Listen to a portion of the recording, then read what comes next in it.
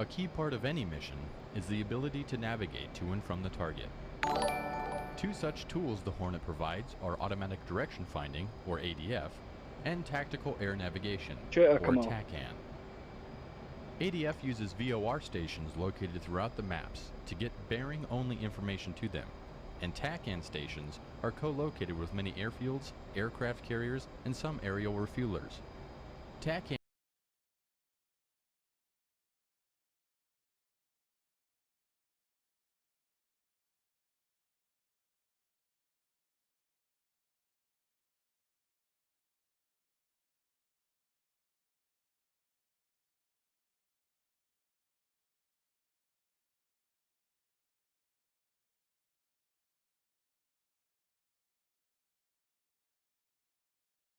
Can you hear me, bro? Make sure this shit's working.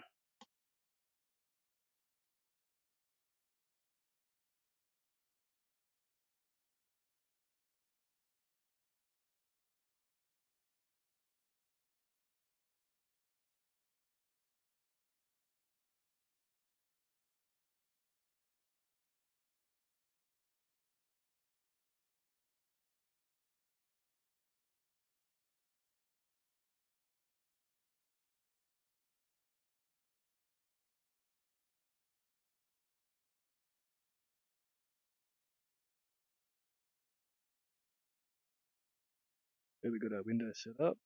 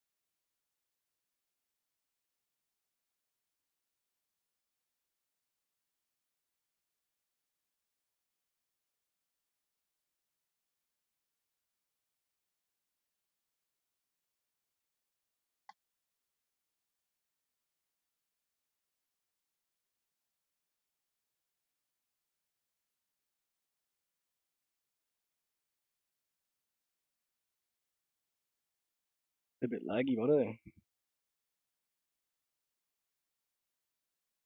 Yeah.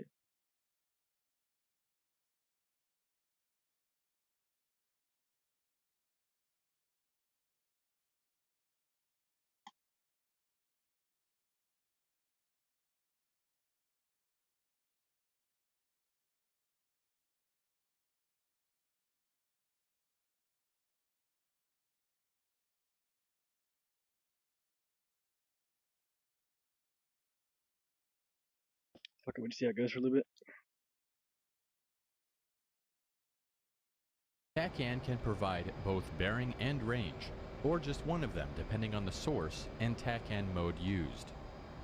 In this lesson, we will discuss how to select ADF and TACAN navigation, and the steering information provided.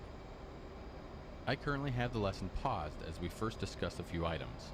Press spacebar to continue.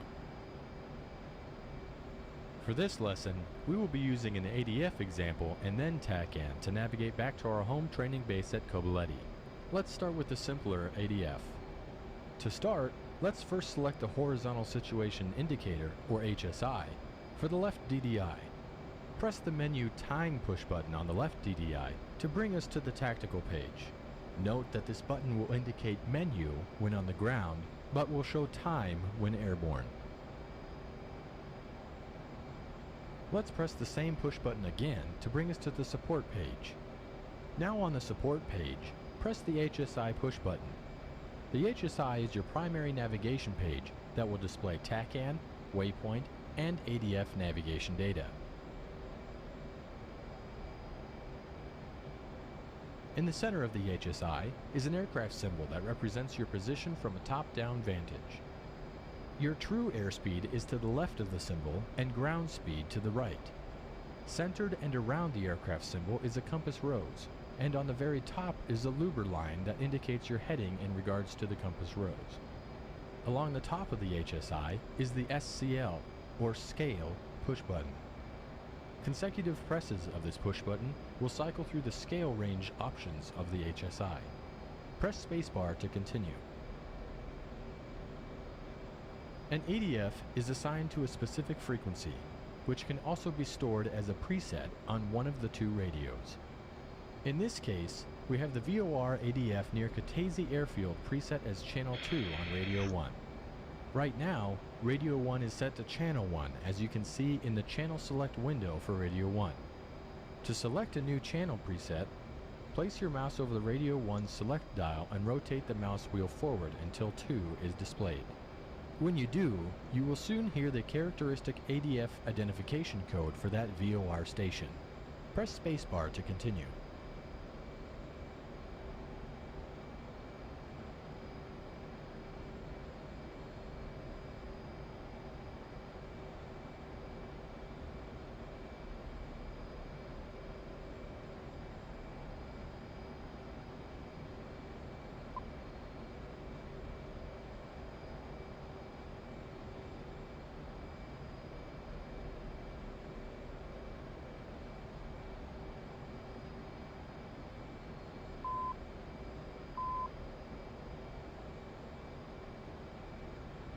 To display the bearing to the VOR station on the HSI, we need to set the UFC ADF function select switch to Radio 1. To do this, right mouse button click on the switch. With that done, you will now note a small circle along the outside of the compass rose at the 1 o'clock position. This is your bearing to the ADF signal. There is no range information though. As you can see, ADF is quite simple. Let's move on to TACAN. Press spacebar when ready. In order to display all TACAN information on the HSI and HUD, press the TCN or TACAN push button on the HSI. Upon doing so, it will be boxed.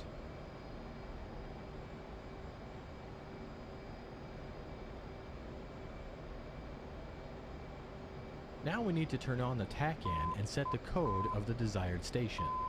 Press the TACAN button on the UFC. With the TACAN now selected on the UFC, we have three choices in the option select windows. TR is transmit receive and will provide both bearing and range guidance. RCV is for receive and will just provide bearing to the station. And AA is for air to air and will provide either bearing and range or just range depending on the aircraft. By default, we have TR selected, which is fine. The lower two option select windows allow you to select either an X or Y TACAN channel. For example, 67X. Now let's turn on the TACAN by pressing the on-off button on the UFC. On the scratch pad, we now see that the TACAN is on and a default value of 1. Select Clear on the UFC keypad to remove this. We will navigate to the TACAN station at Kobuleti Airfield, which has the TACAN code of 67X. Enter 67 on the UFC keypad and then press the Enter button on the UFC. After entering 67X and pressing Enter, press spacebar.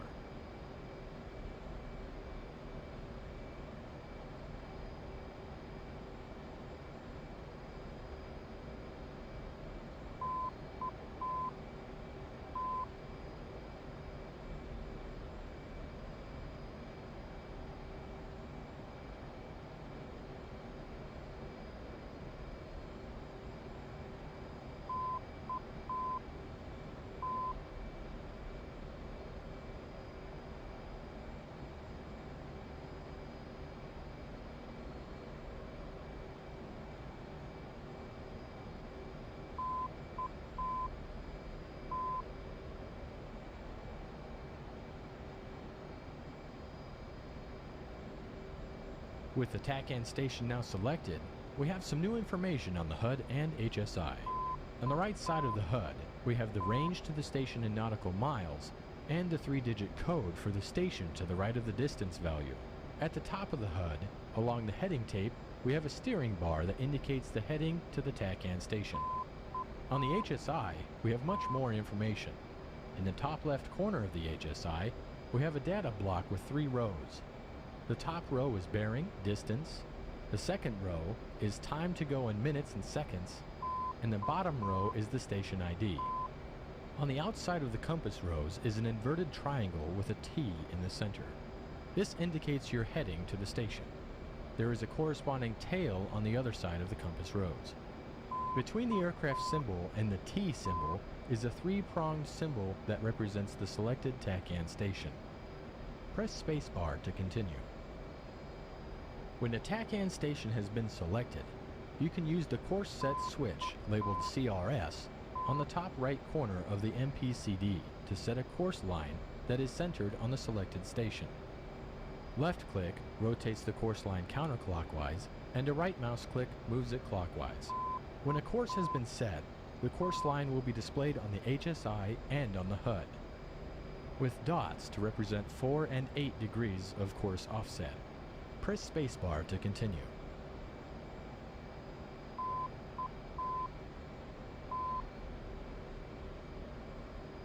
When a TACAN beacon is selected, you will also hear the coded ID.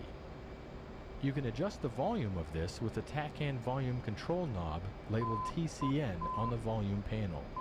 Press spacebar to continue.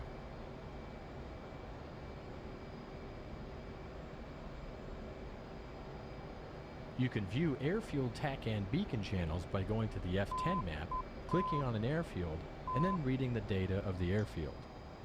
This concludes our look at the HSI, ADF, and TACAN. When you are ready, press spacebar to unpause this lesson and practice navigating using the ADF and TACAN.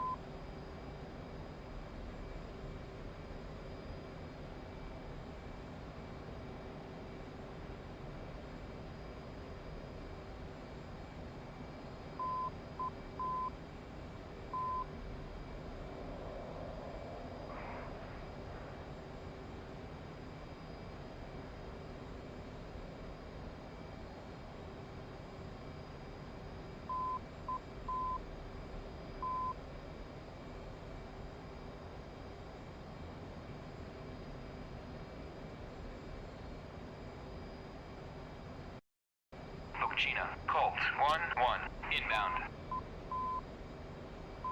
Colt 1-1, Martini, fly heading 088. Fukushima, Colt 1-1, abort inbound, resuming mission.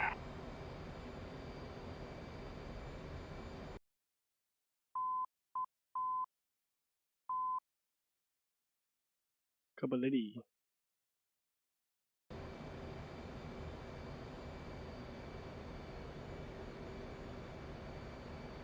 Kabaletti. Kabaletti, Colt 1-1, inbound. Colt 1-1, Kabaletti, fly heading 061, Fort 12, QFE 29.86, runway 25, to pattern altitude.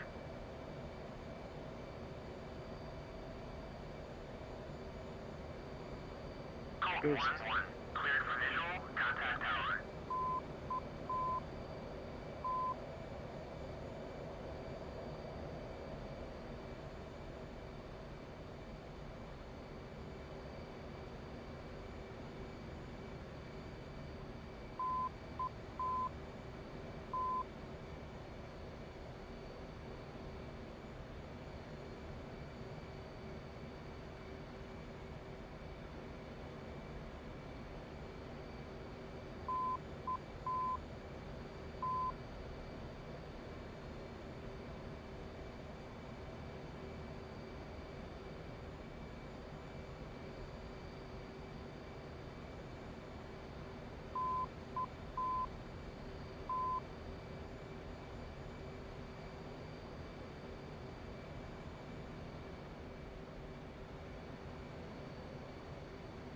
Kabaletti, Colt 1-1, request landing.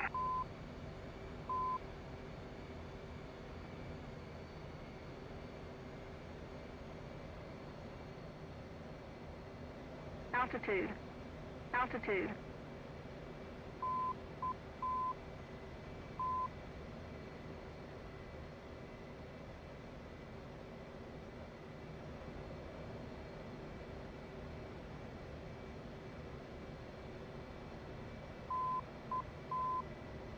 Kabaletti, Colt 1-1, request navigation assistance. Colt 1-1, Kabaletti, ADF, you're heading 6-3.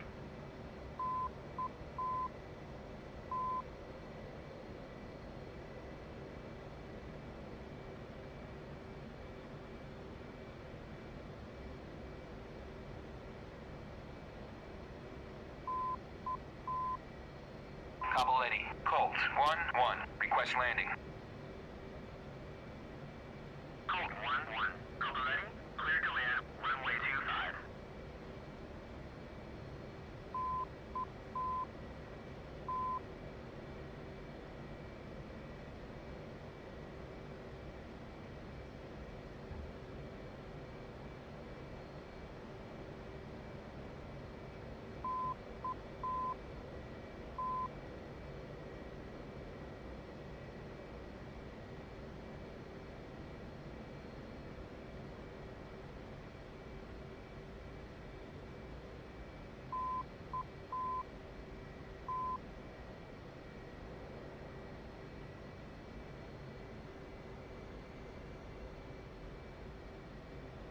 Shit.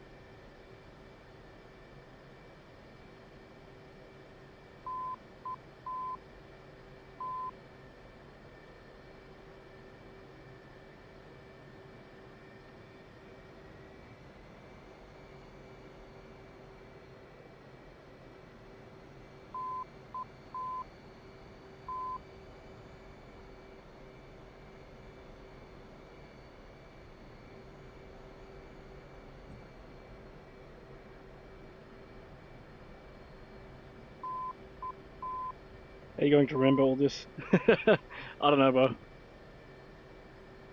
have to keep going over it till I remember it. And Albert, do you recommend a Logitech X56? Yeah, it's been good so far. Only problem I've had is one of these knobs. It's constantly putting in input. But other than that, I think it's this knob here, constantly like jittering. So you got to set heaps of dead zones. Other than that, it's pretty good though.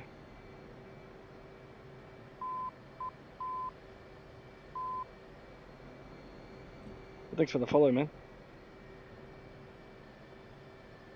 Appreciate it. I'm still just playing around at the moment. I don't even really know what I'm doing. Used to play this heaps, but been a while.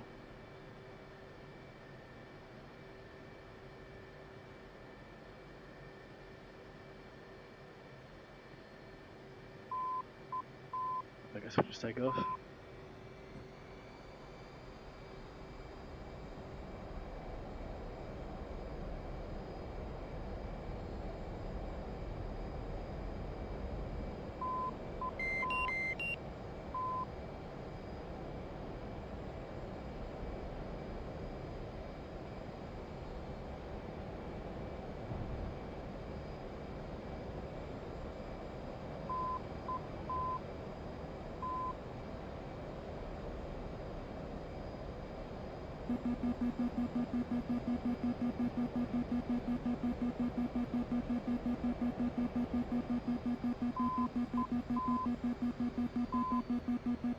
What is that?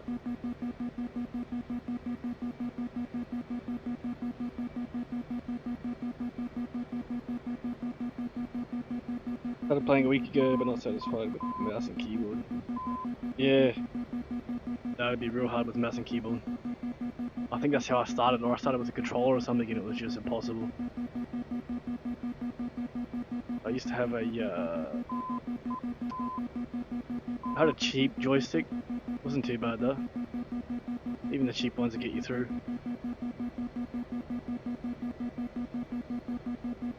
I think the cheaper one was pretty good. All I lacked was enough buttons. Come on, here's my landing gear stuck or something.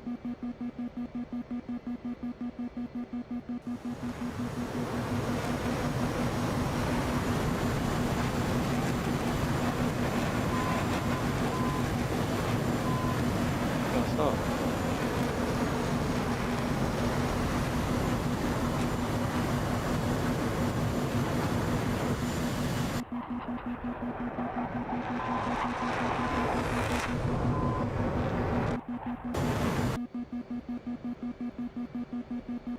Illuminated.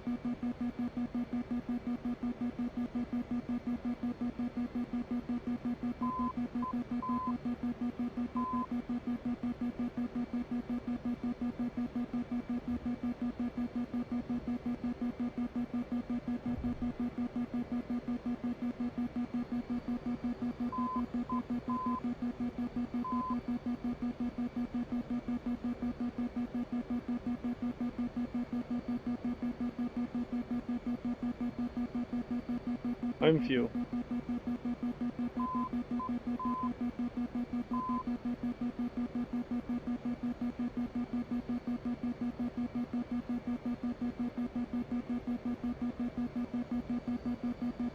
That's right, let's do another training mission.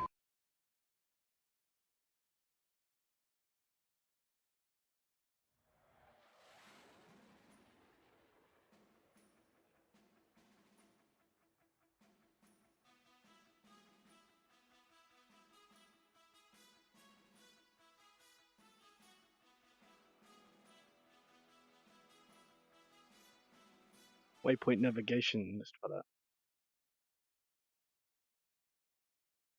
Try to reboot my memory.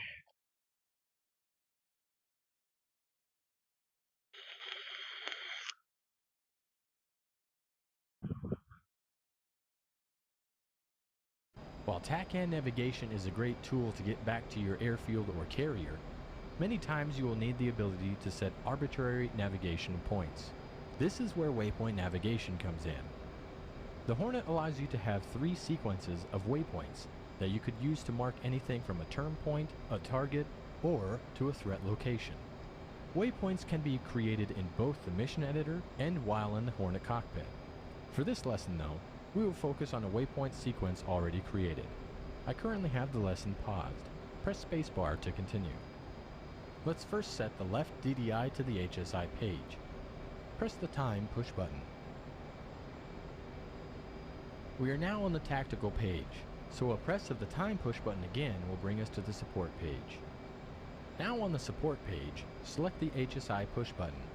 This will display the horizontal situation indicator.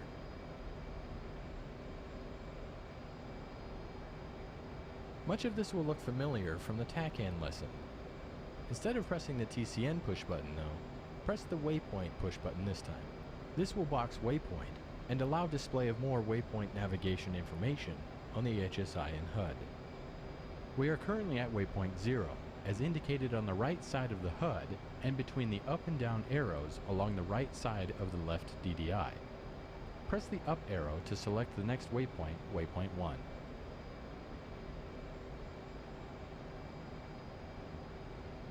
With waypoint 1 selected, note the distance to the waypoint, and the waypoint number is displayed on the right side of the HUD, and a steering bar to the waypoint is along the heading tape.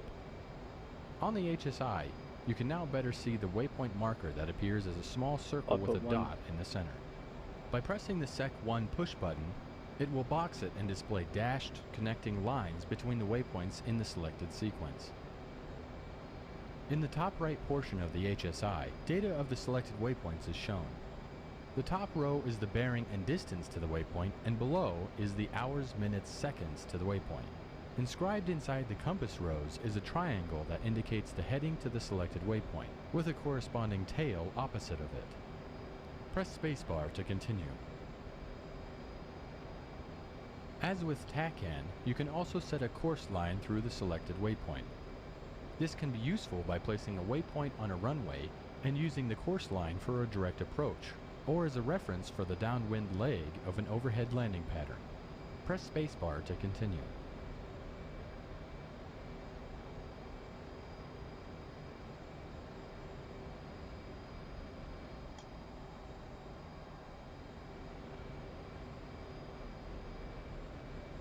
By selecting the Auto Waypoint Sequence option, the navigation system will automatically select the next waypoint in sequence as each waypoint is reached.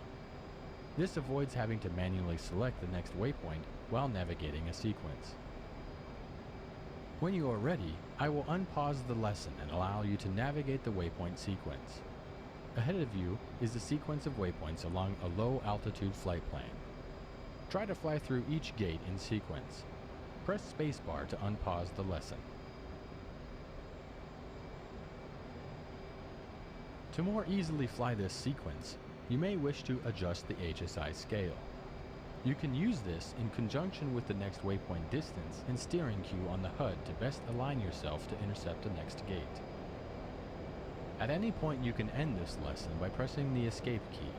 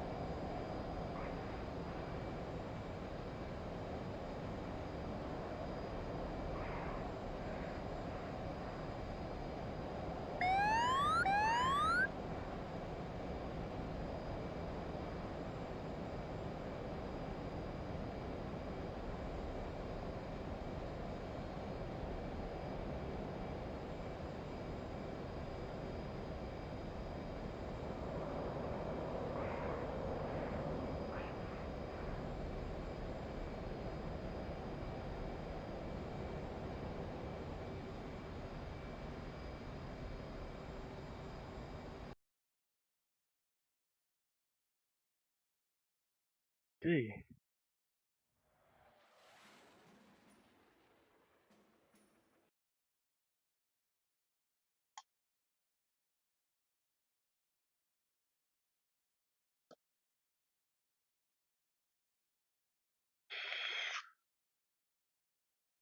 In previous lessons, we learned how to take off and navigate, but what goes up must come down.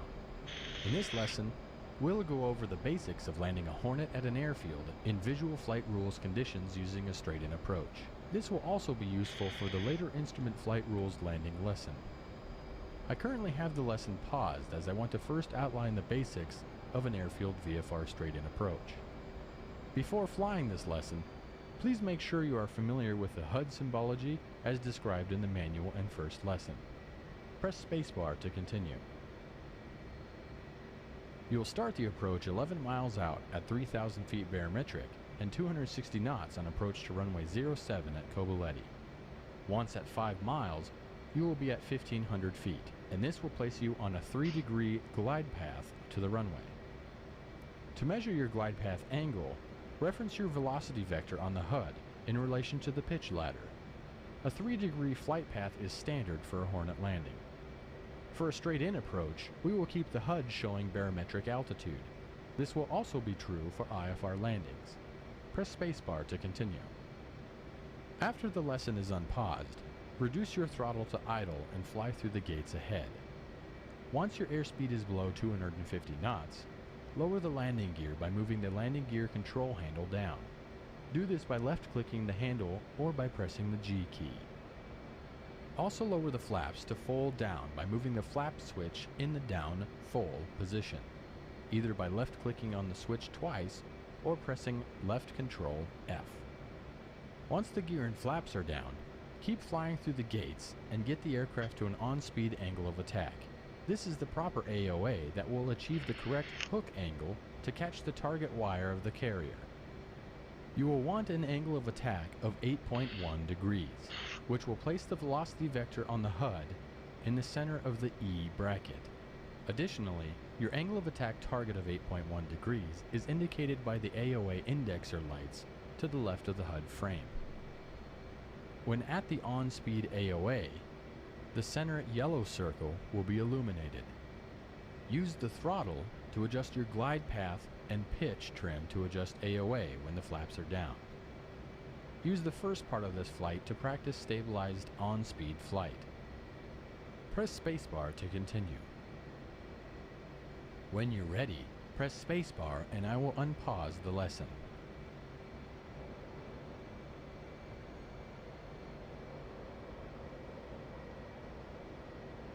Being below 250 knots, go ahead and lower your landing gear and drop the flaps to full.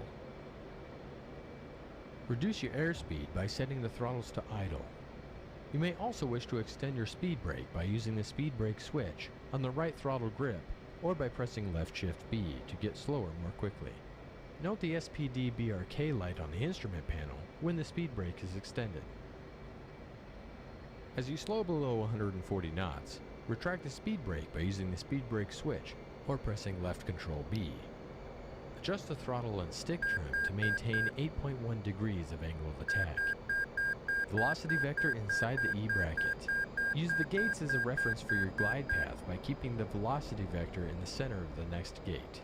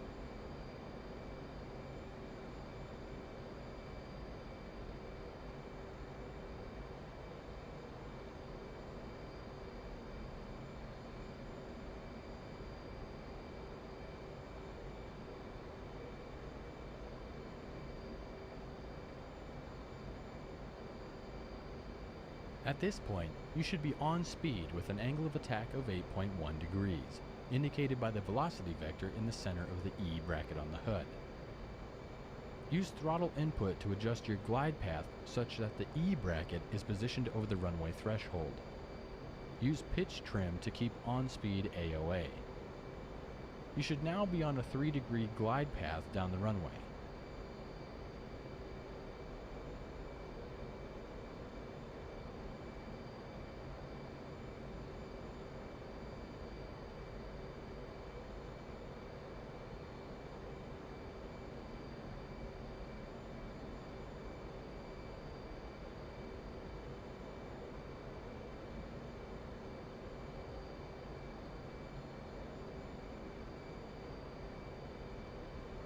Maintain on-speed AOA, and your glide path should be aligned with the runway threshold.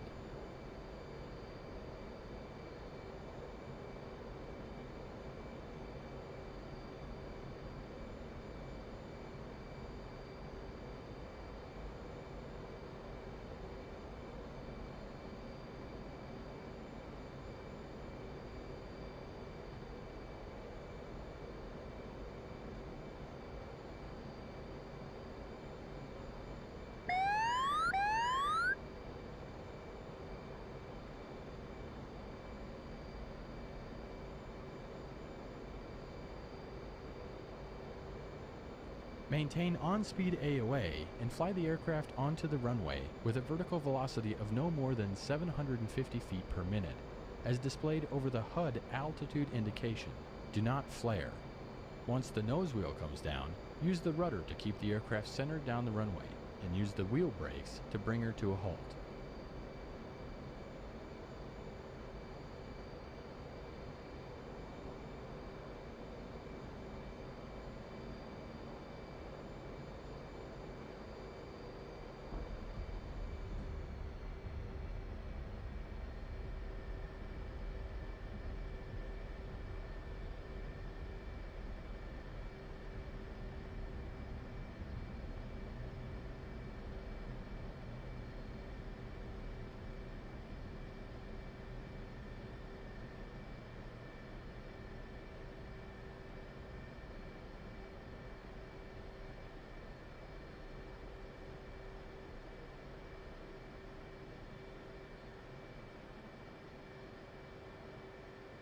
Well done.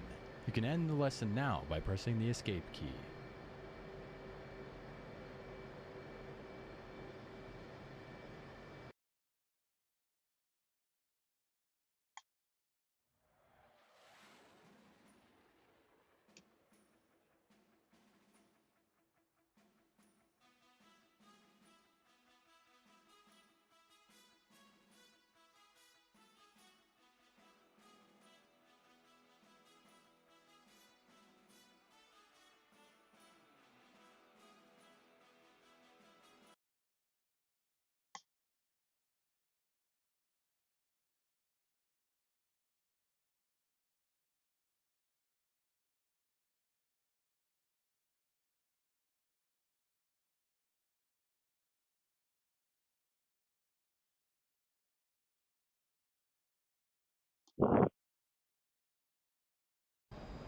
Today we will perform a Case 1, Case 2 carrier landing. This will be very similar to the VFR field overhead pattern. In fact, Navy pilots land at airfields much like they do on the boat to maintain this perishable skill. In regard to a Case 2 landing, this would be the visual approach element of the landing after being guided in from the Marshall Stack CV-1 approach. Case 1 is defined as having a 3,000-foot minimum cloud ceiling and 5 nautical miles of visibility. For today's lesson though, we are going to keep the aircraft carrier stationary, so we can provide some gates that will assist you in the pattern. Press spacebar to continue. Ahead of you is a series of gates that you will fly through. These are designed to instruct you on where you should be during the pattern. You will start the pattern at 800 feet and 350 knots just starboard of the boat. During this phase of the landing, lower your arrestor hook by moving the arrestor hook handle in the down position. First starting out, we will not break into the pattern until 1.5 nautical miles past the bow of the boat. This will give you plenty of time to get on speed in the downwind leg. At the break, you will make a level turn with the G of 1% of your airspeed. In this case, 3.5 G for 350 knots. As your speed decreases, relax the G to match the speed. You may need to relax or tighten the turn to roll out 1.3 to 1.4 mile abeam the boat. At 180 degrees of turn, level out on the downwind leg and descend to 600 feet. You should be below 250 knots. Once below 250 knots, lower your landing gear and set the flaps to full. Press spacebar to continue. Once on the downwind leg, establish yourself at 600 feet and slow the aircraft to an on-speed angle of attack of 8.1 degrees. This can most easily be seen on the HUD by keeping the velocity indicator inside the E bracket. To the left of the HUD frame are the angle of attack indexer lights. When on speed, the center donut should be lit. Use of pitch trim is very important to set on-speed AOA. Maintain on-speed angle of attack during the downwind leg. Press spacebar to continue. Once your left wingtip is 5 seconds past the stern, begin a 30-degree bank to the left while keeping your velocity vector just below the horizon line on the HUD. This will place us in a steady rate of turn to the boat while descending. If the boat is moving with 25 to 30 knots of wind over the deck, start your turn when abeam the white of the round down on the stern of the boat. Your descent rate should be 100 to 200 feet per minute, as indicated on the HUD above the altitude box. 90 degrees through this turn, your altitude should be 500 feet. Past 90 degrees of turn, your descent rate should increase to 500 feet per minute. Only use your instruments for the first 90 degrees of turn. Don't peak. Use your throttle to control your rate of turn and pitch trim to control your airspeed. Press spacebar to continue. As you roll out on the landing course line, acquire the improved Fresnel lens optical landing system, or IFLOLS, and match your glide slope such that the center light stays centered between the two green lines. If the light moves above center, you are too high and need to reduce throttle. If the light is below center, you are too low and risk a ramp strike unless you increase power. You will fly to maintain on-speed AOA while keeping the ball centered. Prior to touchdown, do not flare the aircraft, but rather let it fly onto the boat at ideally 750 feet per minute, as indicated above your altitude on the HUD. Fuck, there's a lot to Press remember. spacebar to continue. Before we give this a whirl, let's first set up the landing course line. Using what you learned in the TACAN lesson, set the TACAN to 74 X-ray and the carrier BRC of 350 degrees. This is the TACAN channel for the carrier, and it will provide us useful information to line up our downwind and final approach legs of the pattern. Set your HUD to show the radar altitude.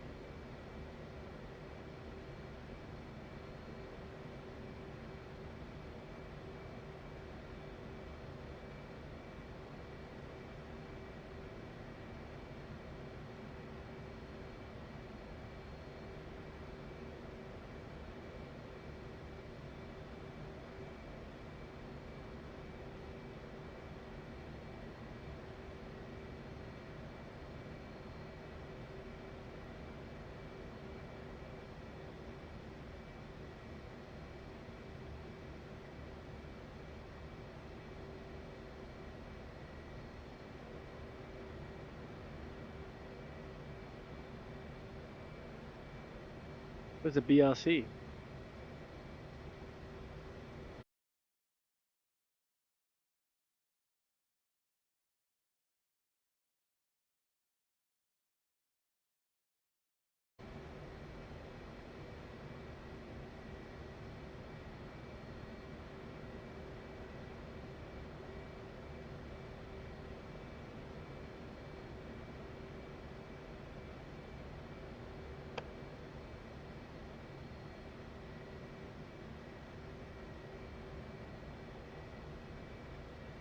We are now flying a heading of 352 degrees and 349 knots and 1,900 feet.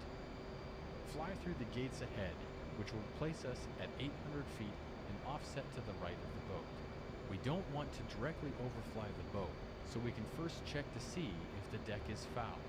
Maintain an airspeed of 350 knots.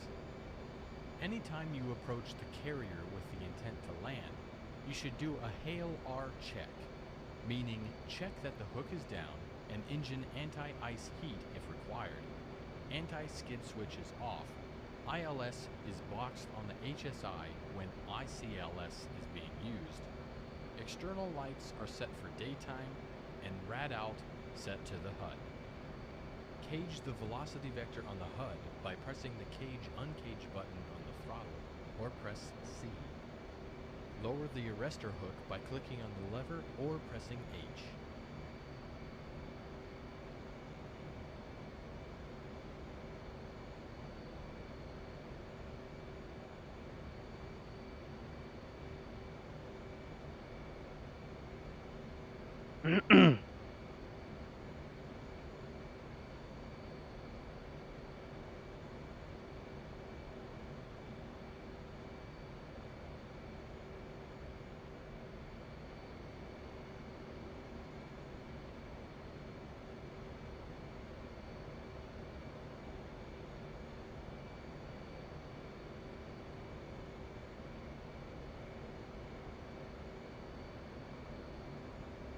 So you get 3.5 Gs. That's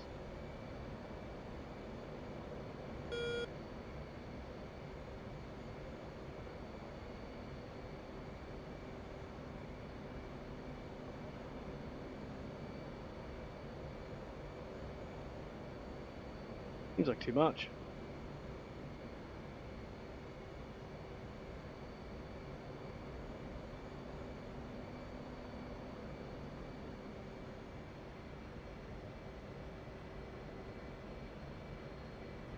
When at 1.5 miles from the bow, set the throttles to idle and follow the gates for a 180-degree turn into the downwind leg. The rate of turn will be based on a G that is 1% of our airspeed, in this case 3.5 G for 350 knots.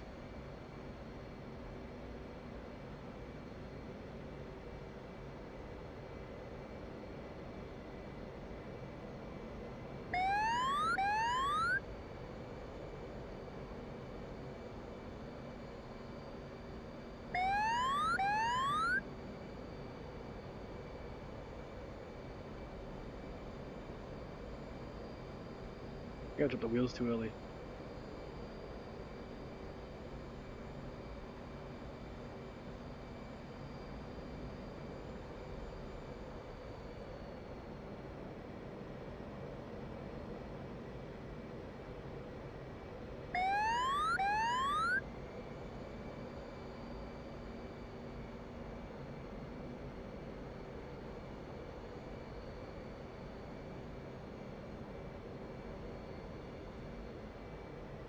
No.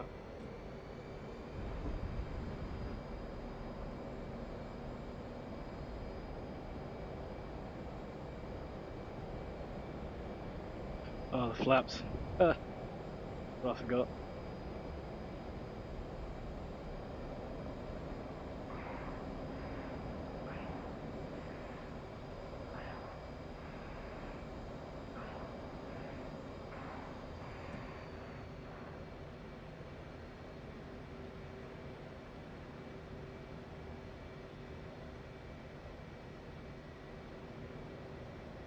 Fuck.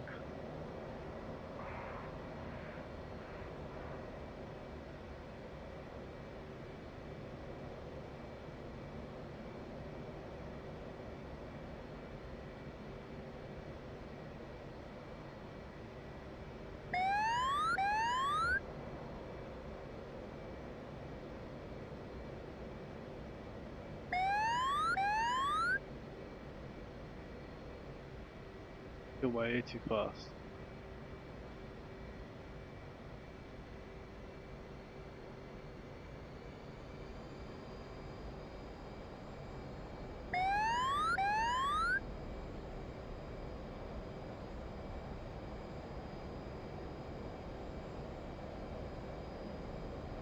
1% of the airspeed. Doesn't feel right.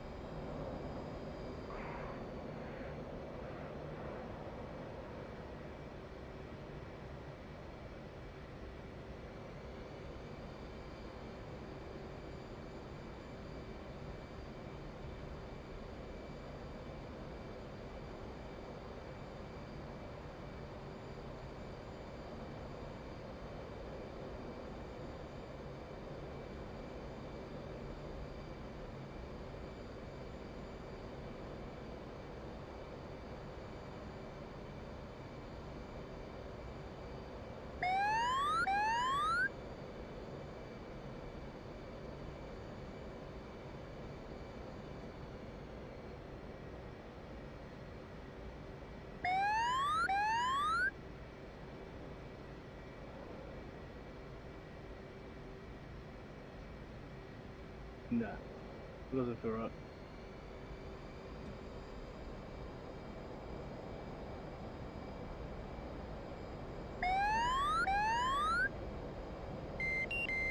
Around 50 knots.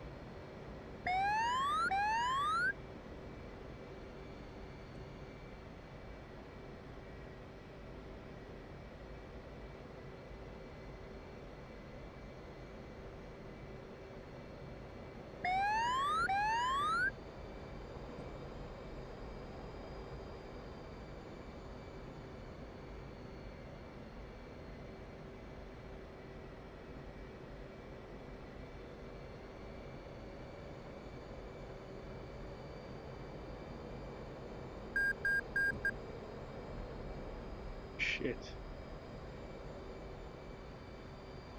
I'm gonna try my own route from further out.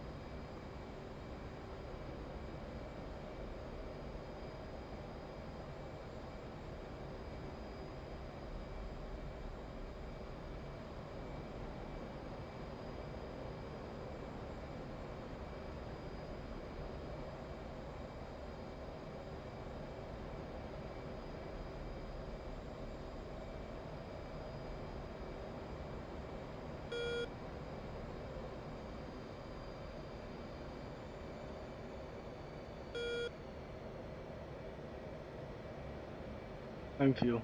Is it?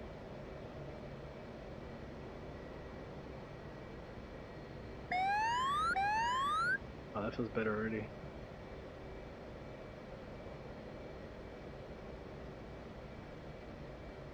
Oh, maybe not.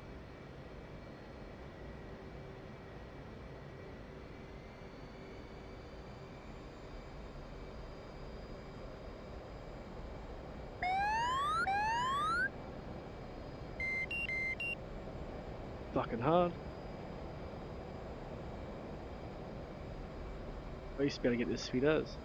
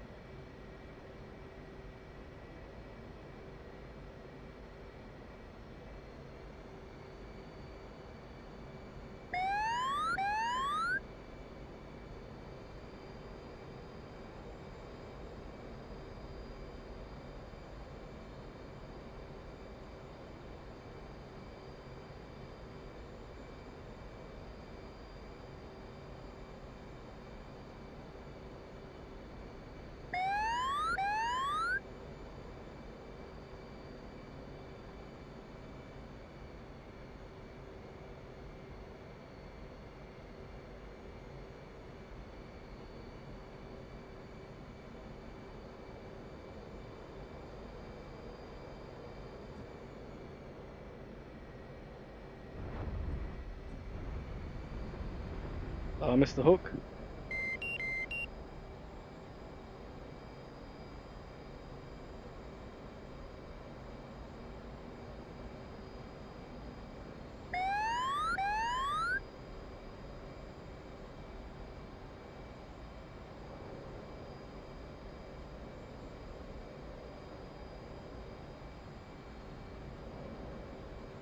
Is the hook down?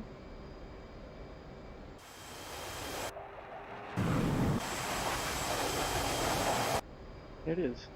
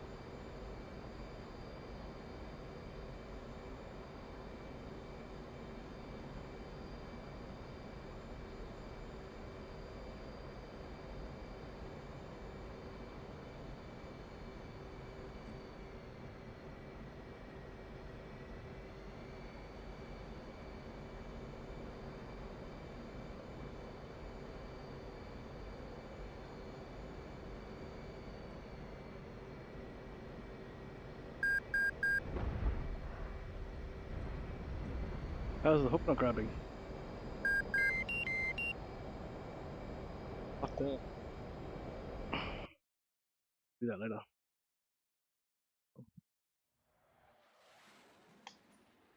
Shit. How long have you been flying? Not long. I used to play this heaps, but I've totally forgotten how to play it.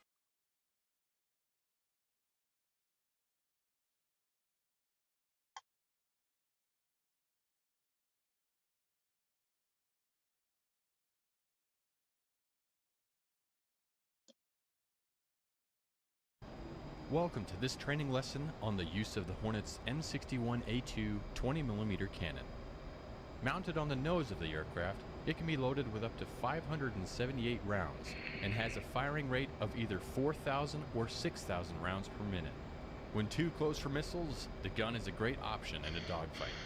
I currently have the lesson paused as we talk about the AA gun system. Press spacebar to continue. To start, let's first get the AA gun set up. The easiest way to do this is by simply pressing aft on the weapon select switch, or press left shift and X. Please do so now. Which one's my weapon select?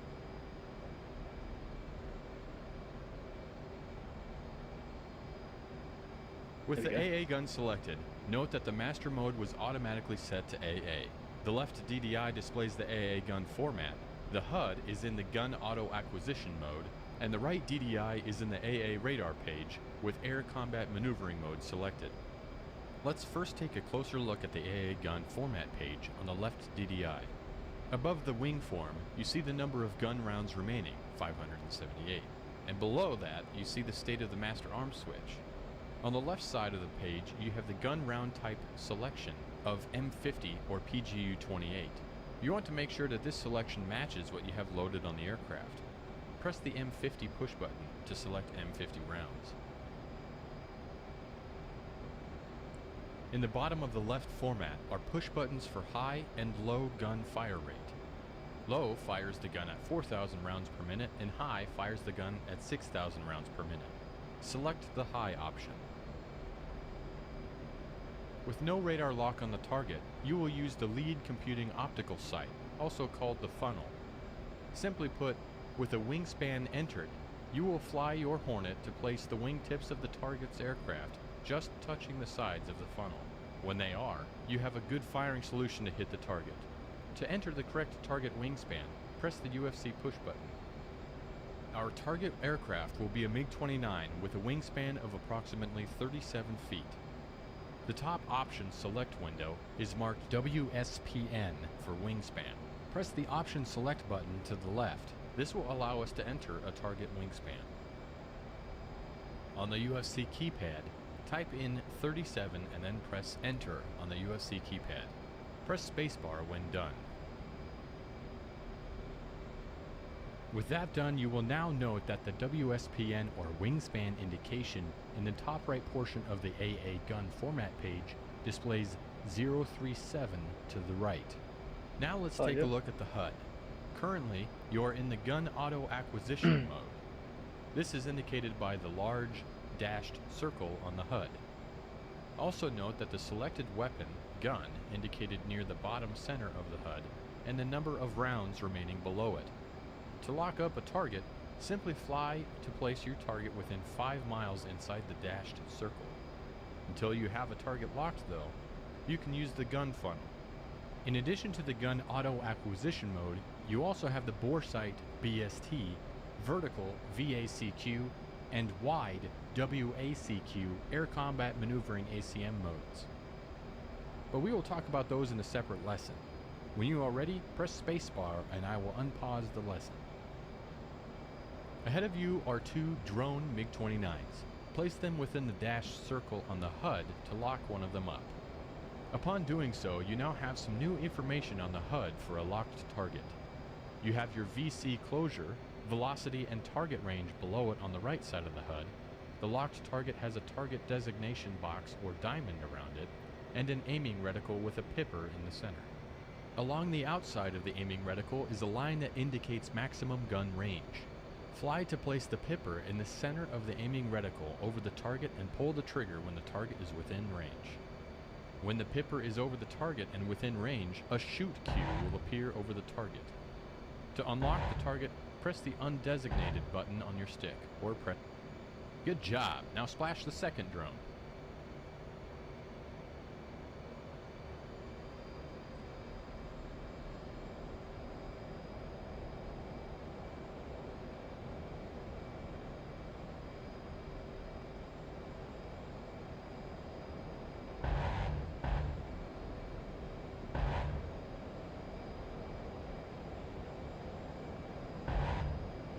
Splash 2. Great job using the AA gun. This is a great weapon in close and when Winchester on missiles. Press escape to end the lesson.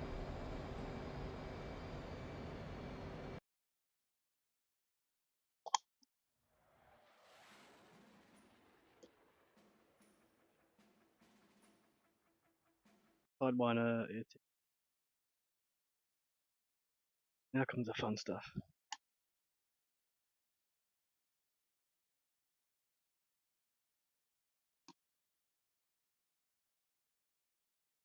In this lesson, we'll learn about how to use the AIM-9L and M versions of the venerable Sidewinder short-range infrared guided air-to-air missile. Using a cooled infrared seeker, the Sidewinder locks onto the hot elements of a target, most often the engines. Best used in close-range dogfights, the Sidewinder is a fire and forget after launch. However, the Sidewinder can be decoyed by flares and is less effective against ground clutter. Today we're looking at the L and M versions. The AIM-9L, or Lima, entered production in 1977 and was the first all-aspect homing Sidewinder, meaning it could get a lock on a target at any aspect angle. However, a rear aspect provides much better detection. The Mike, or AIM-9M, is an improved version of the Lima with better flare rejection and a reduced smoke motor. In a later lesson, we'll take a look at the AIM-9X and the joint helmet-mounted cueing system. The Sidewinder can be used on both bore sight mode and slaved to a radar-locked target. I currently have the lesson paused as we discuss some of its features. To select a Sidewinder, press down on the weapon select switch, or press left, shift, and S. Do this now.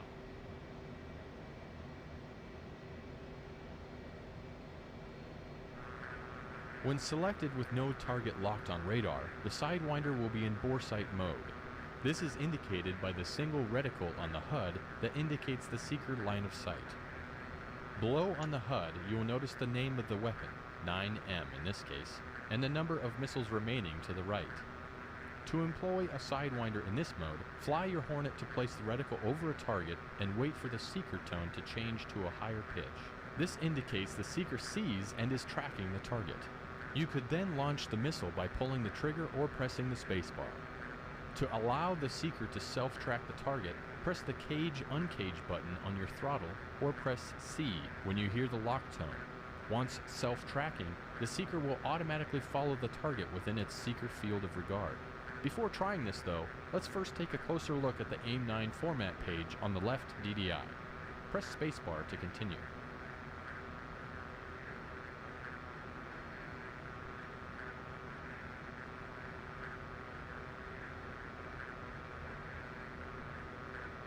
As with the AA gun, you have the remaining gun rounds and master arm indications. Along the wing form are indications for AIM-9 loading.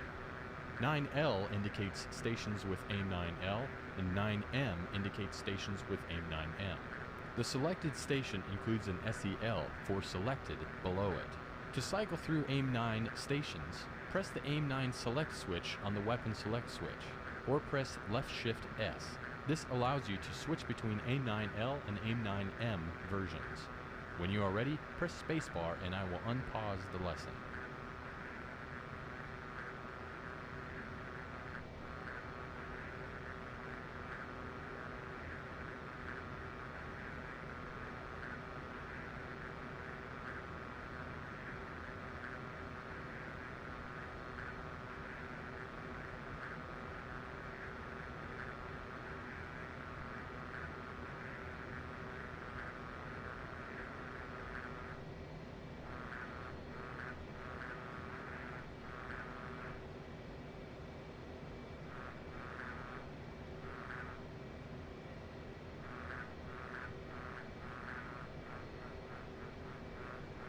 See.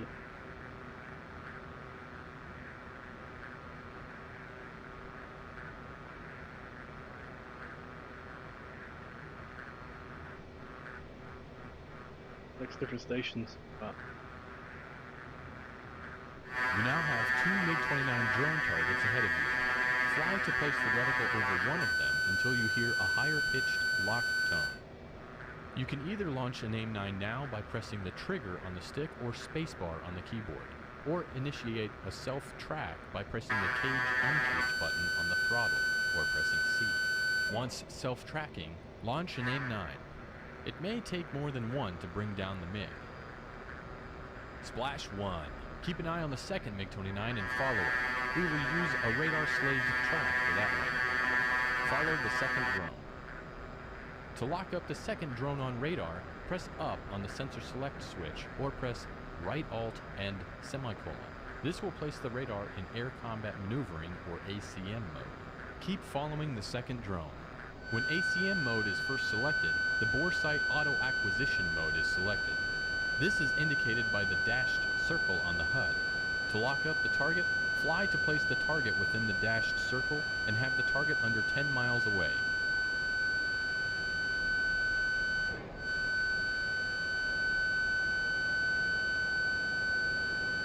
Fly to keep the target at about 1 mile to keep the radar locked. On the HUD is a large, solid circle that acts as both the AIM-9 allowable steering error circle and as the normalized in-range display, or NERD circle. Fly to keep the small steering dot inside the circle to give the missile the best chance of reaching the target.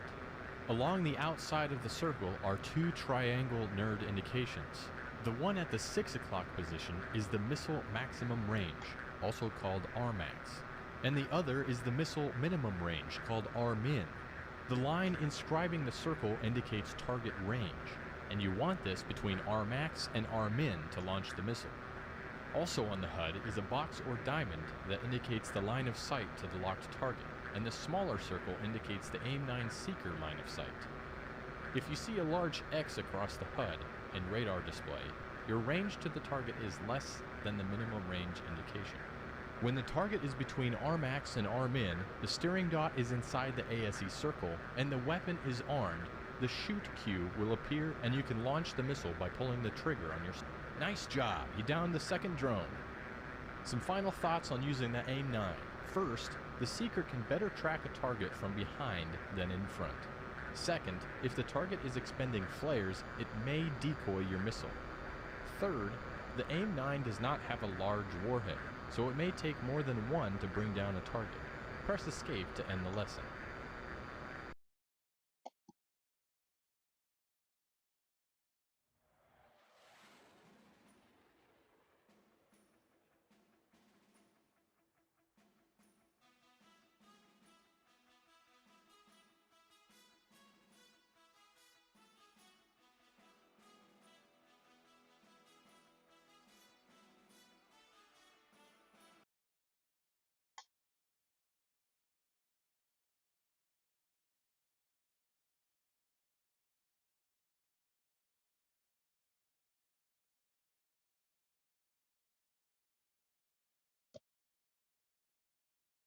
Today we're going to start dropping some iron.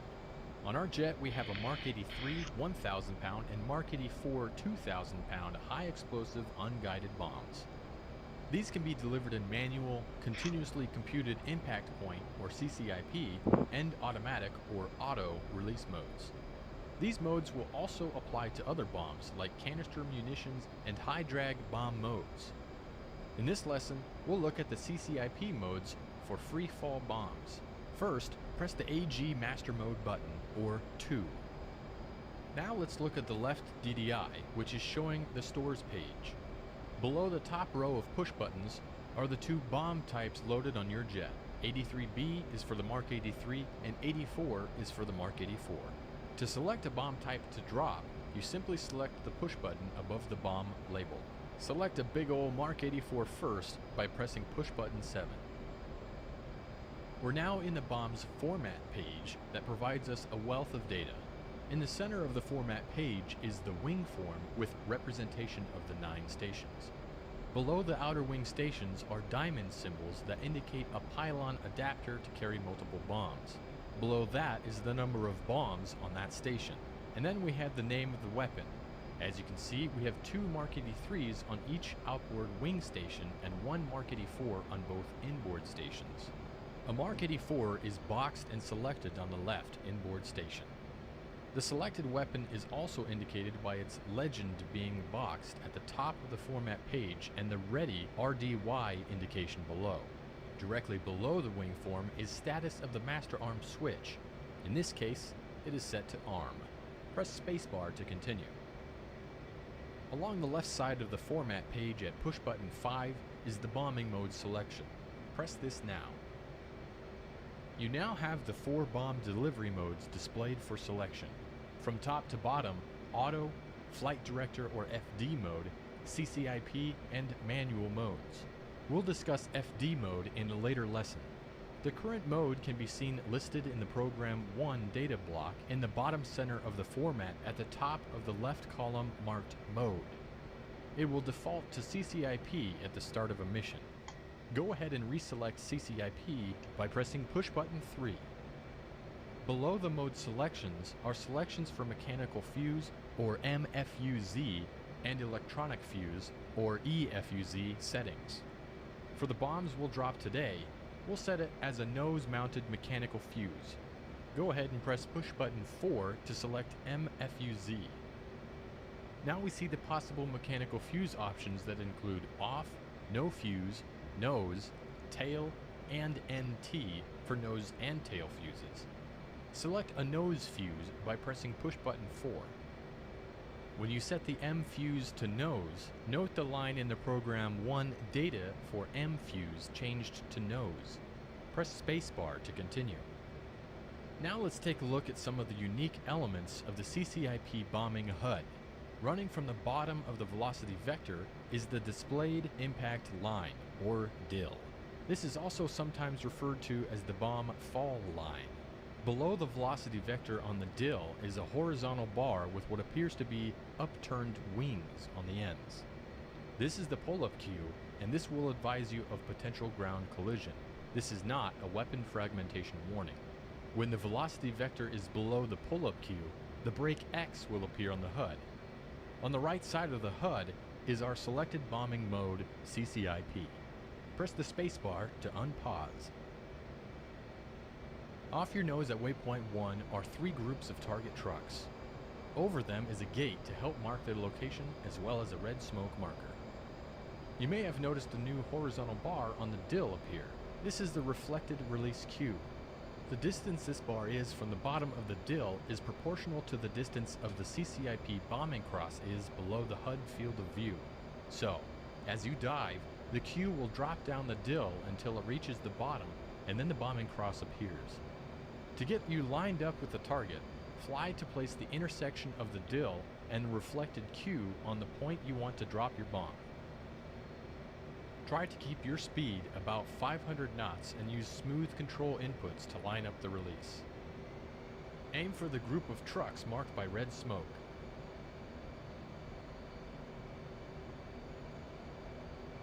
When the CCIP bombing cross appears at the bottom of the dill, and it is over the target, press and hold the weapon release button, or press and hold right alt and spacebar.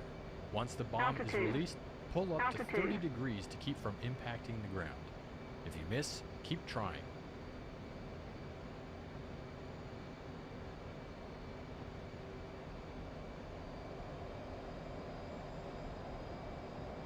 Good hit! Press spacebar when your wings are level, and we'll learn how to create more program settings.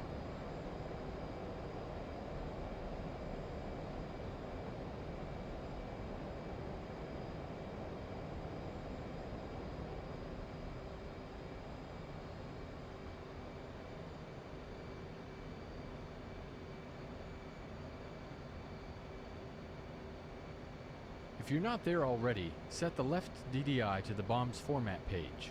On the page, select the Mark 83 from push button 6. Select the 83B now. This time we're going to release more than one bomb in a pass. In fact, we're going to drop 4. On the right side of the bomb's format page is the UFC option on push button 14. Press it now. On the top 2 option select windows now show QTY and MULT. QTY is short for quantity, and MULT is short for multiples. First, press the option select button to the left of quantity. The quantity option select window is now colonized, meaning we can enter data. In this case, we will enter 4 for the number of bombs we want to drop. After entering 4 on the UFC keypad, press the Enter button on the keypad to save it.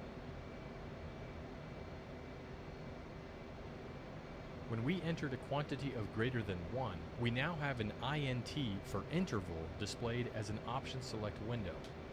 This will determine the space in feet between the impacts. Select the interval option select button.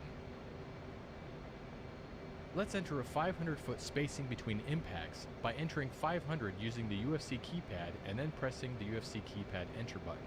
Press spacebar to continue.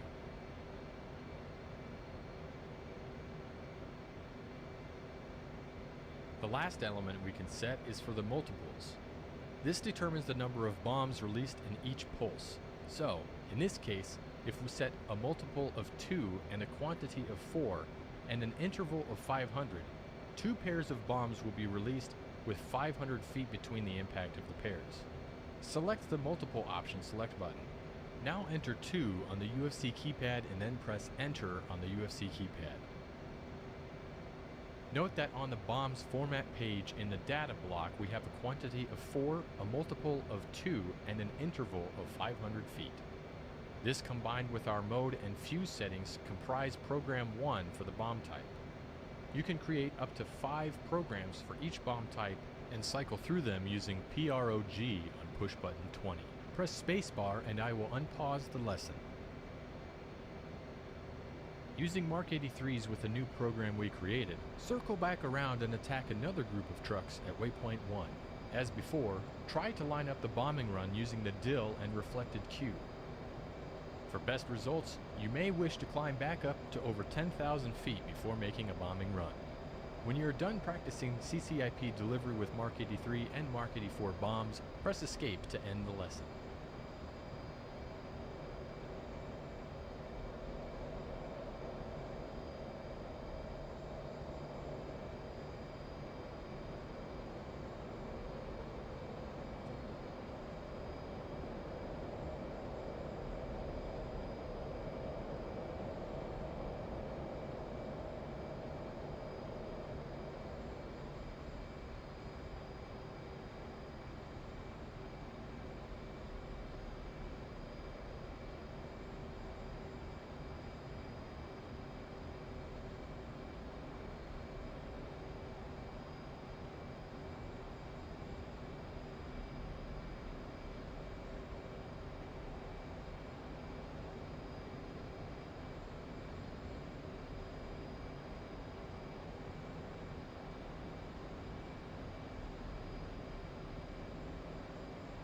Altitude.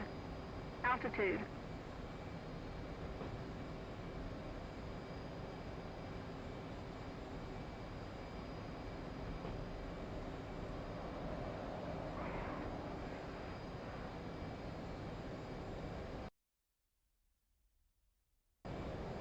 Nothing happened.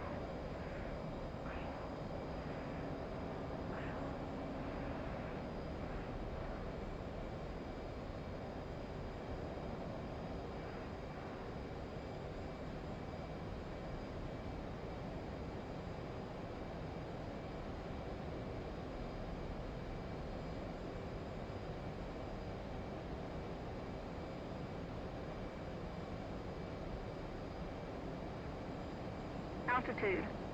Altitude.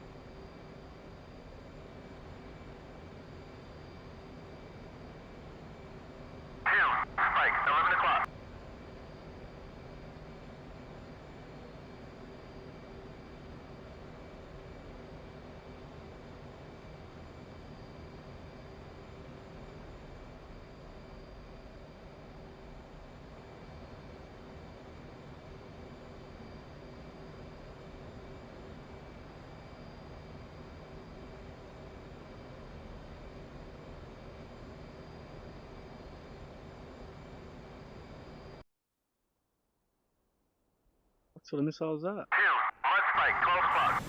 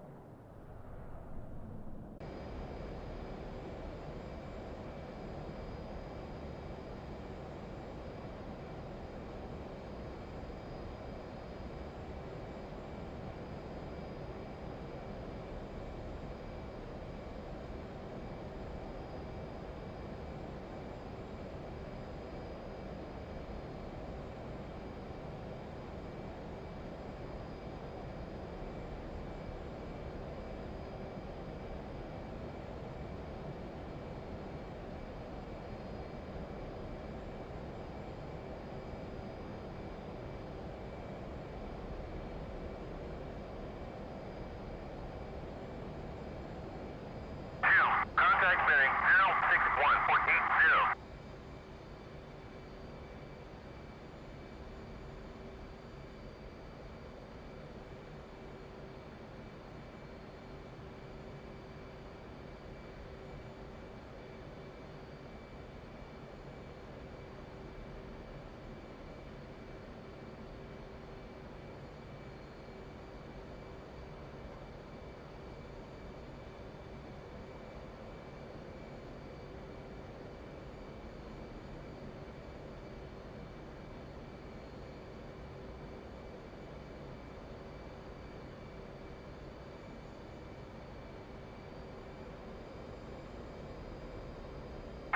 Spike, 11 o'clock. 2, spike, 11 o'clock.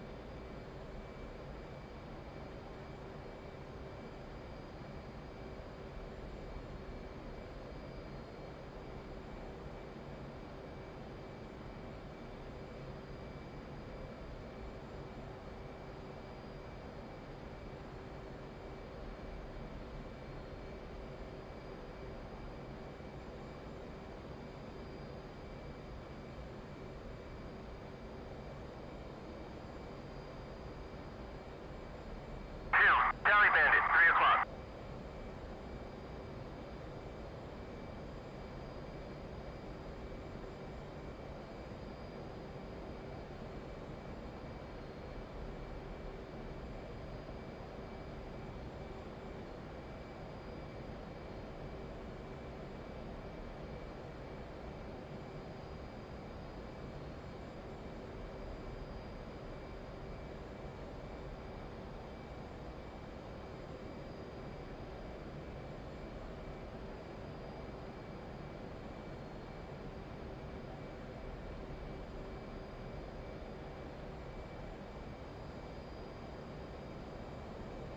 Spike, 2 o'clock.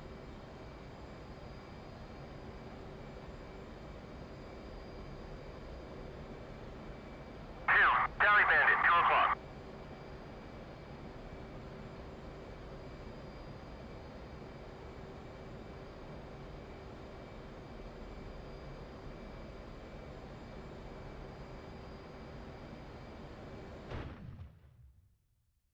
Oh, what the fuck was that?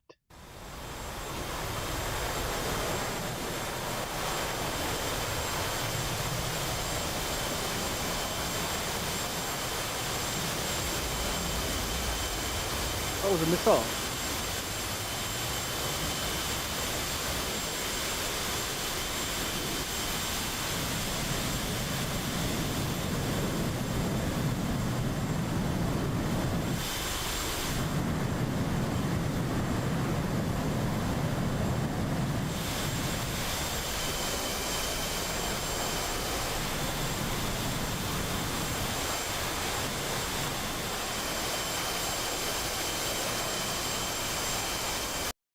I don't know what the fuck that was.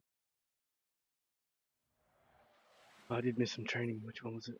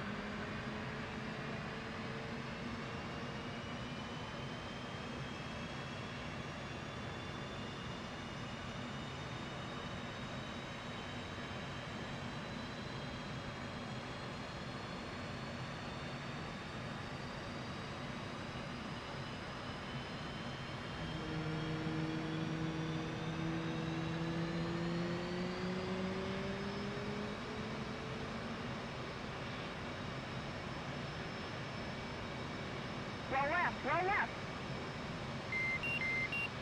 Flight controls. Flight controls.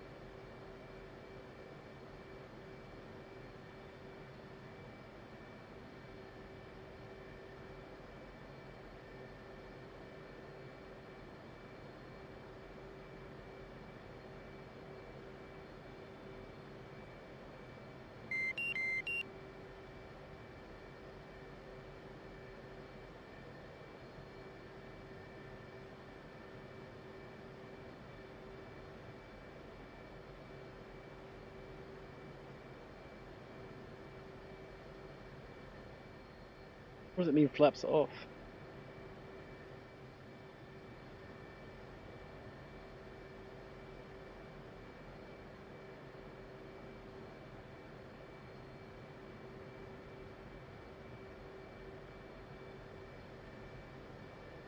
Good.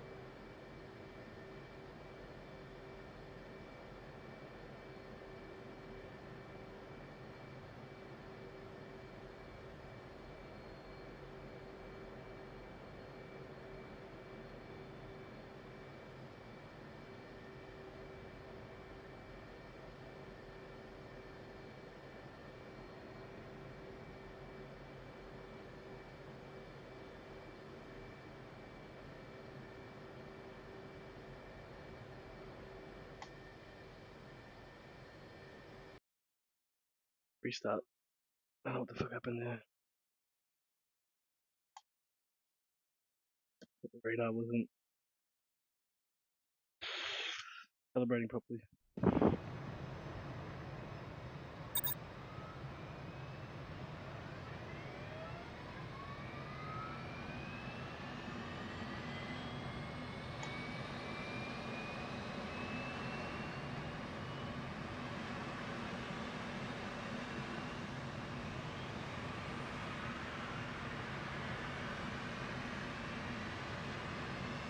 Engine fire left.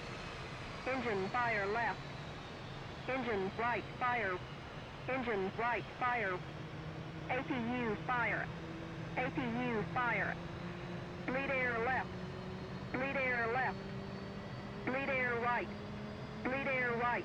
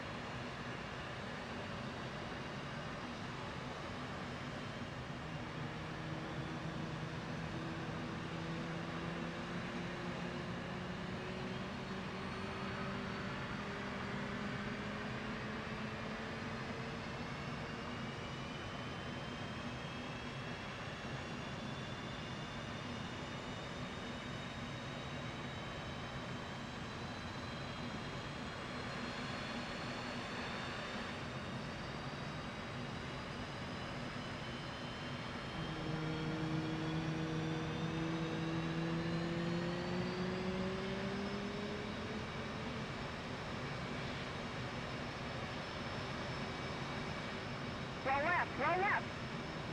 Flight controls. Flight controls.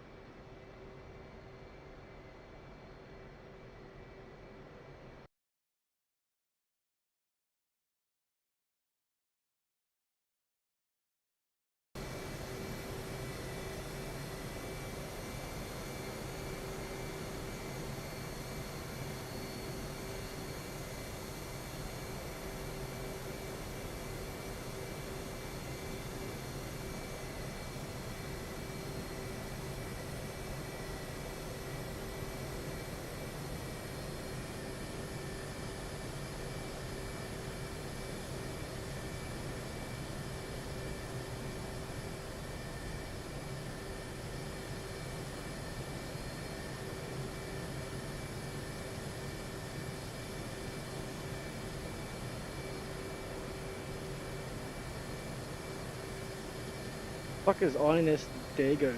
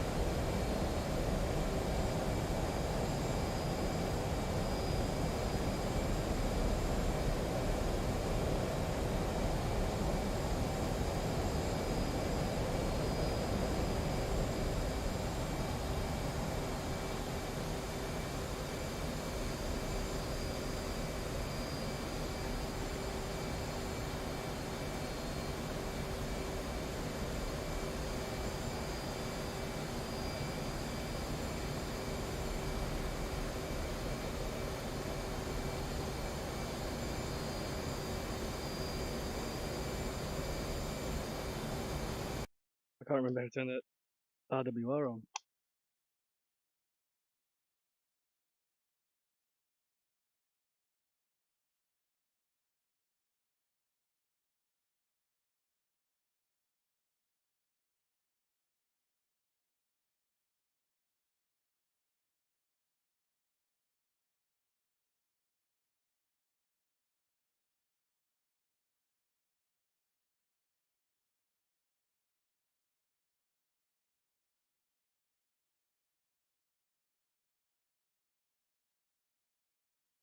Yeah, I turn this on.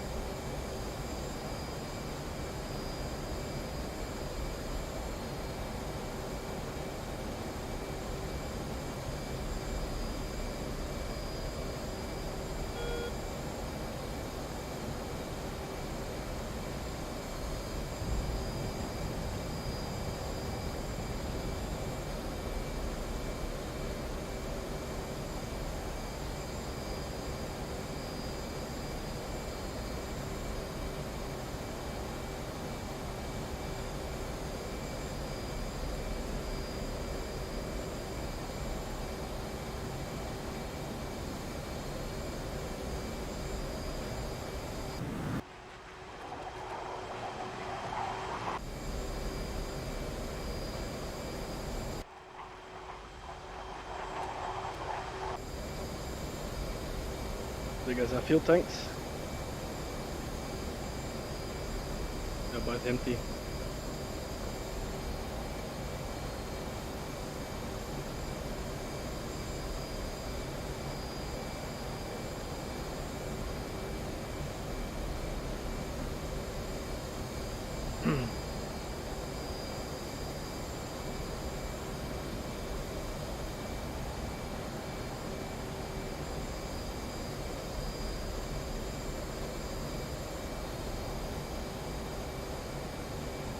Does anyone know what INS Dago, whoever it is? A warning, I don't know what for.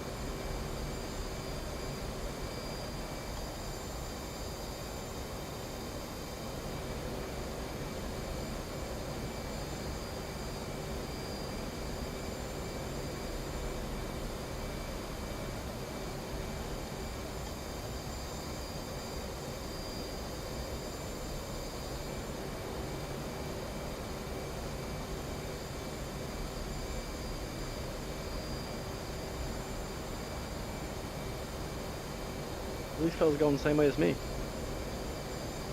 I wonder if I can join up with them.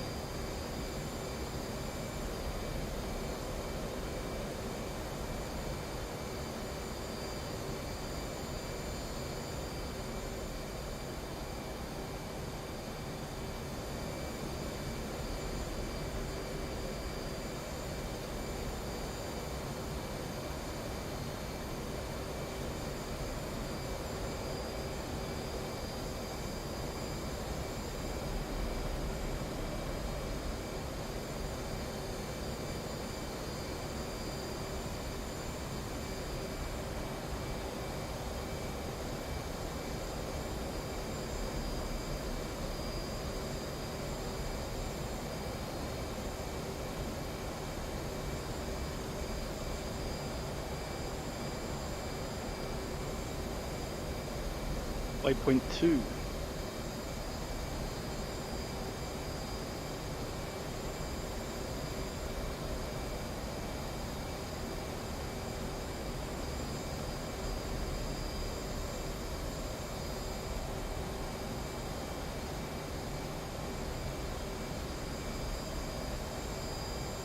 Oh, you can see my head moving. What the fuck?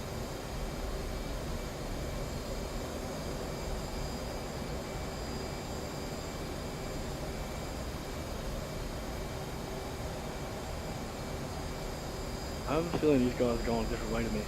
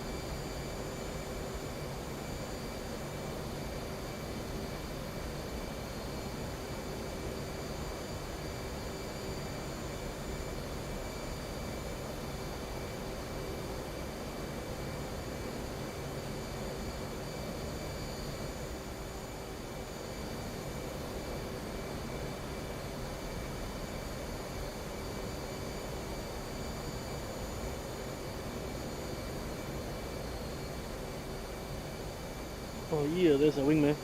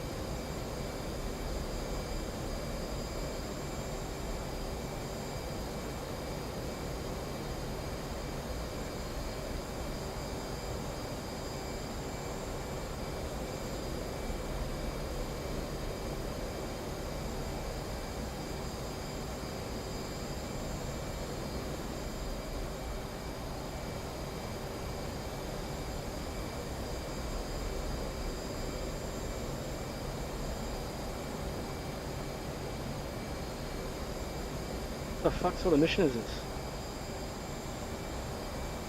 Oh, it's just gonna be a quick one.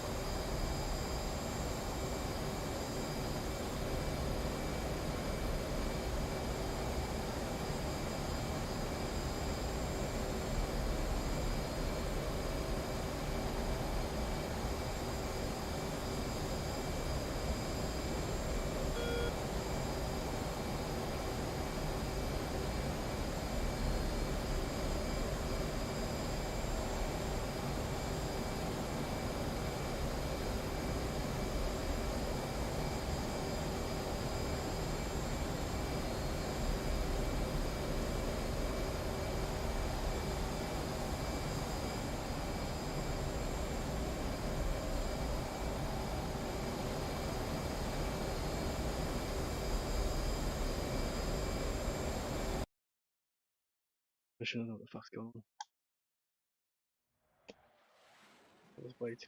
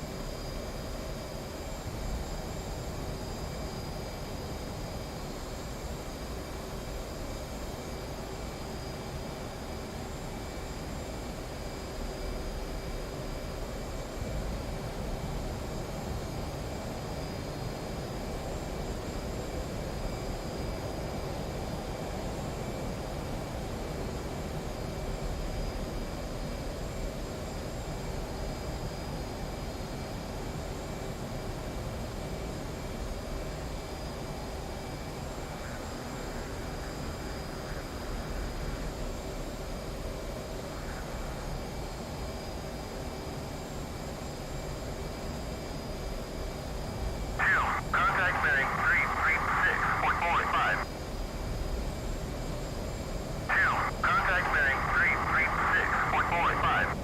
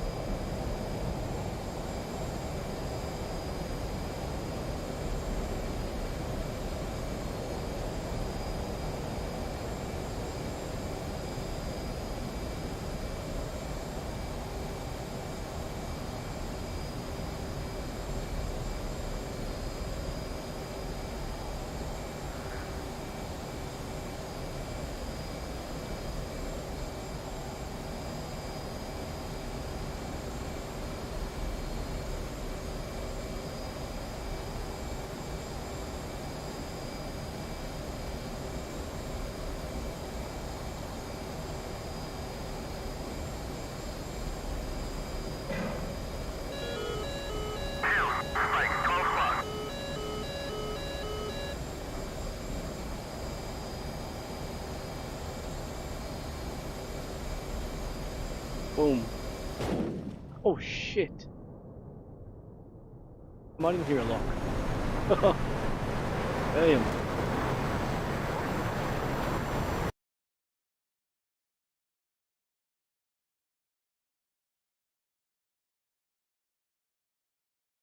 Loaded me.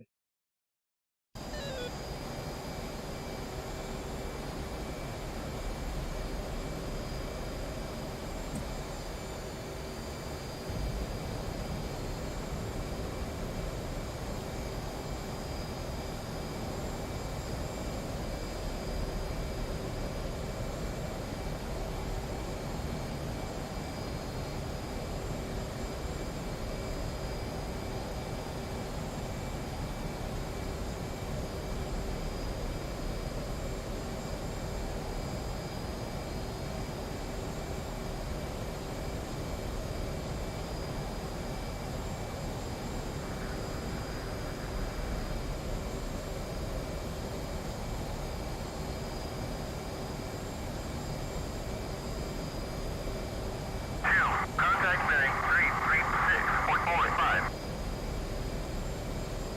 2. Contact bearing 336.45.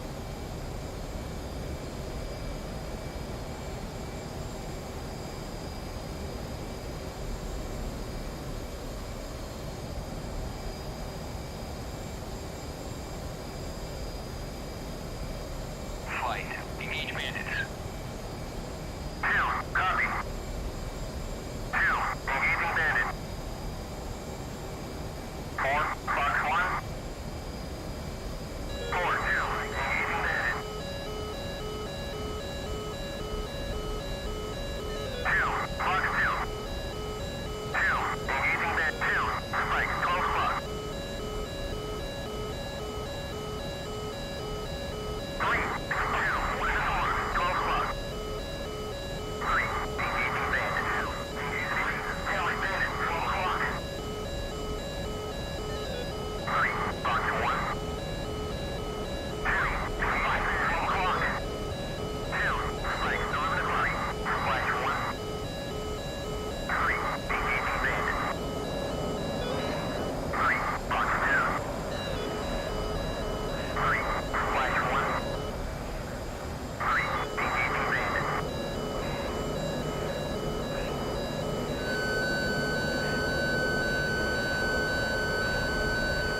2. Fox 1.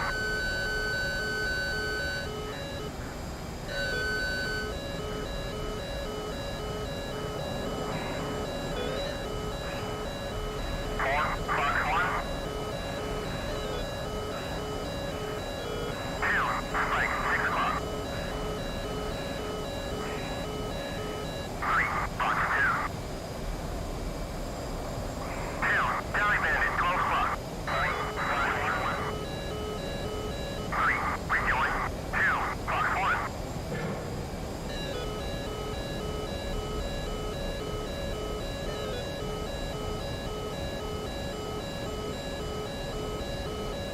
4. Fox 1. 2. Flash 1. 3. Tally bandit 2 over the scenery. 4. Spike 12 o'clock.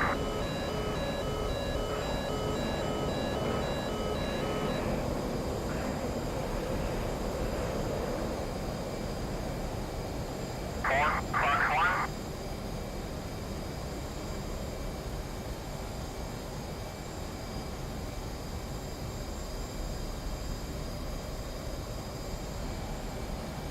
'Cheers for the luck, bro.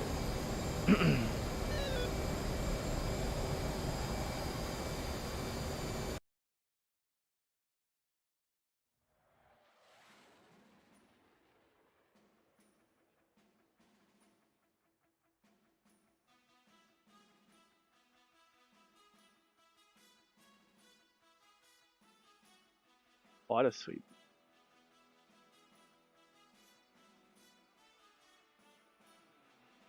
That's fun. Let's do that.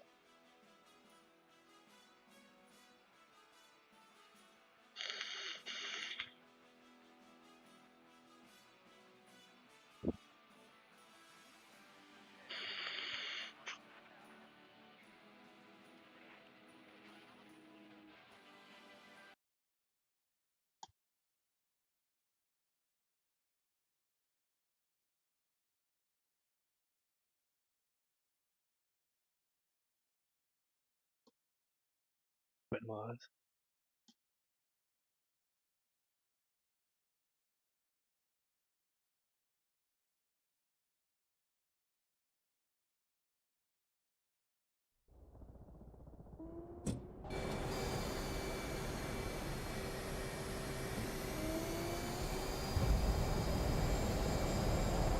Can't see shit.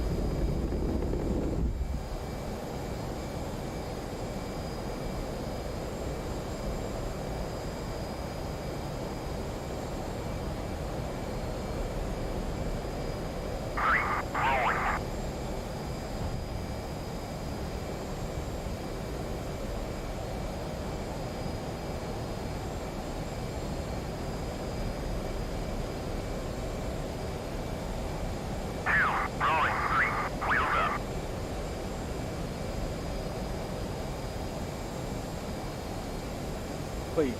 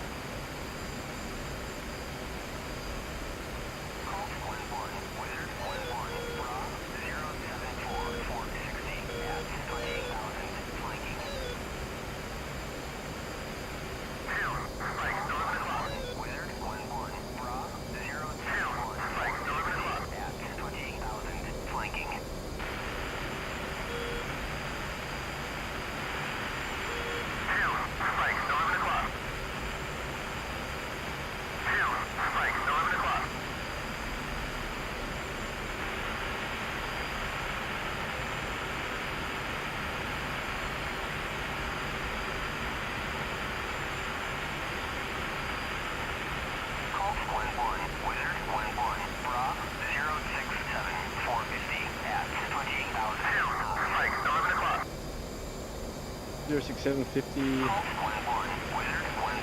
Rob 066 450 at 20,000 knots. Supposed to be at 20,000. Golf 11, Wizard 11, Rob 065 445 at 20,000 knots.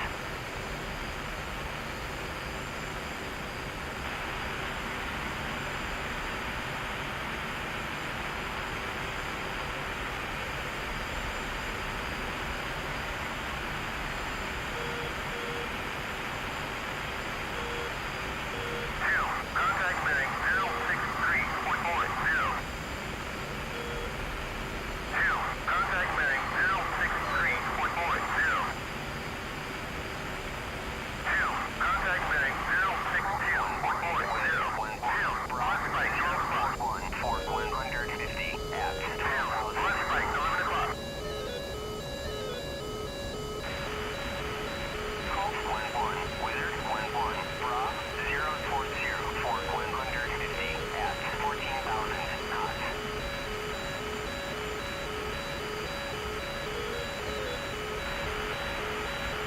Flight, protect my target. Roger.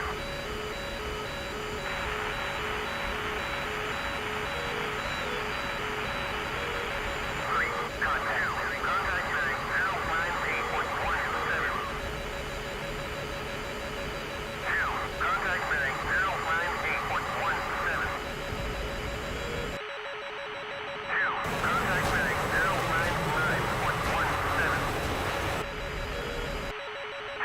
Spike 12 o'clock. Spike 12 o'clock. Spike 12 o'clock.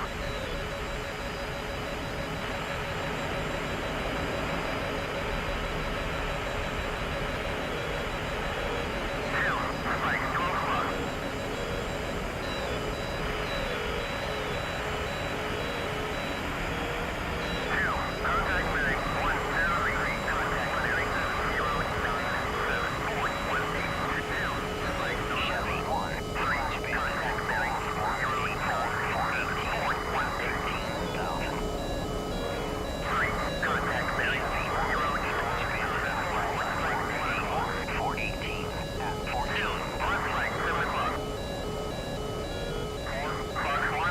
18,000 flanking. 4, rejoin. Golf 11, Wizard 11, Rob 039 for 130 at 13,000 flanking. 4, left spike 7 o'clock. Chevy 1, splash bandit at bullseye 1 at 706. Left spike 6 o'clock. At 9,000.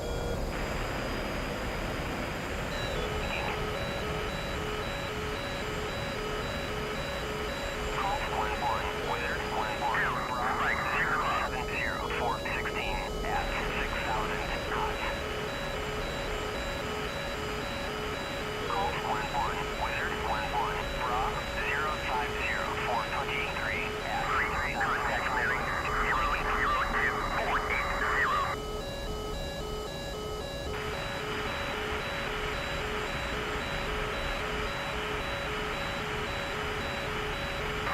Contact bearing 070.12.